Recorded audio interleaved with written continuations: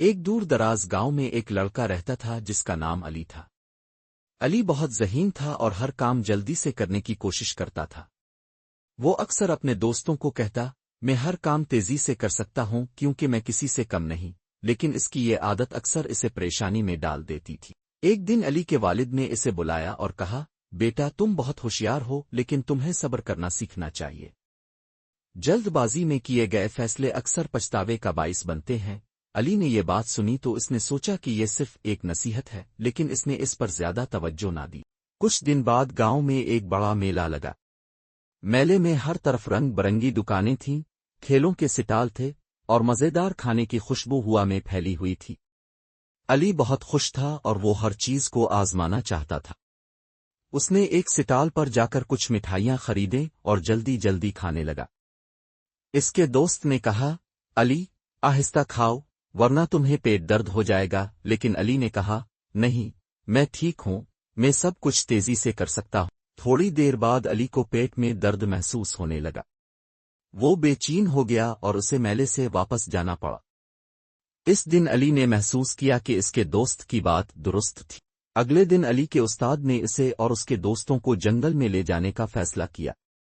استاد نے کہا، ہم جنگل میں ایک خاص درخت تلاش کریں گے جس کے پتے دواؤں کے کام آتے ہیں، لیکن یاد رہے جنگل میں صبر اور ہوشیاری سے کام لینا ہوگا۔ علی نے سوچا کہ یہ کام بہت آسان ہوگا اور وہ سب سے پہلے درخت تک پہنچ جائے گا۔ جنگل میں داخل ہوتے ہی علی نے تیزی سے چلنا شروع کر دیا۔ وہ اپنے دوستوں کو پیچھے چھوڑ کر آگے نکل گیا، لیکن جلد ہی وہ راستہ بھول گیا اور گھوم گیا۔ اسے سمجھ نہیں آ رہا تھا کہ وہ کس طرف جائے۔ وہ تھک گیا اور بیٹھ گیا۔ اچانک اسے دور سے ایک گرجدار آواز سنائی دی۔ وہ گھبرا گیا اور اٹھ کر ادھر ادھر دیکھنے لگا۔ تھوڑی دیر بعد اس کی نظر ایک بڑے شیر پر پڑی جو درختوں کے پیچھے چھپا ہوا تھا۔ شیر کی آنکھیں چمک رہی تھیں اور وہ علی کی طرف بڑھ رہا تھا۔ علی کا دل دھڑکنے لگا۔ وہ بہت ڈر گیا، لیکن پھر اسے اپنے استاد کی بات یاد آئی کہ صبر اور ہوشیاری سے کام لینا چاہیے۔ اس نے سوچا کہ اگر وہ بھاگے گا تو شیر اس کا شکار کر لے گا، اس لیے اس نے ایک قریبی درخت دیکھا اور تیزی سے اس پر چڑھ گیا۔ درخت کی بلندی پر پہنچ کر اس نے محسوس کیا کہ وہ محفوظ ہے۔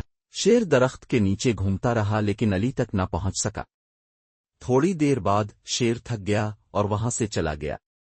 علی نے سکھ کا سانس لیا اور درخت سے نیچے اترنے کا فیصلہ کیا، لیکن ابھی وہ نیچے اتر ہی رہا تھا کہ اس کے استاد اور دوست اسے ڈھونڈتے ہوئے وہاں پہنچ گئے۔ استاد نے علی کو دیکھ کر کہا، علی تمہیں صبر سے کام لینا چاہیے تھا، جنگل میں تیزی سے چلنا خطرناک ہو سکتا ہے، تمہاری جلد بازی نے تمہیں مشکل میں ڈال دیا۔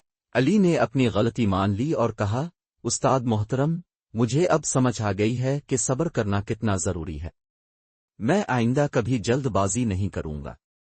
اگر میں نے آپ کی بات مان لی ہوتی تو آج یہ مشکل پیش نہ آتی۔ استاد مسکرائے اور کہا، بیٹا صبر ایک ایسی دولت ہے جو انسان کو ہر مشکل سے نکال لیتی ہے۔ تم نے آج ایک اہم سبق سیکھا ہے۔ اس دن کے بعد علی نے ہمیشہ صبر سے کام لیا۔ وہ جلد بازی میں فیصلے کرنے کے بجائے سوچ سمجھ کر قدم اٹھاتا۔ اس کی یہ عادت اس کی زندگی میں کامیابی کا باعث بنی۔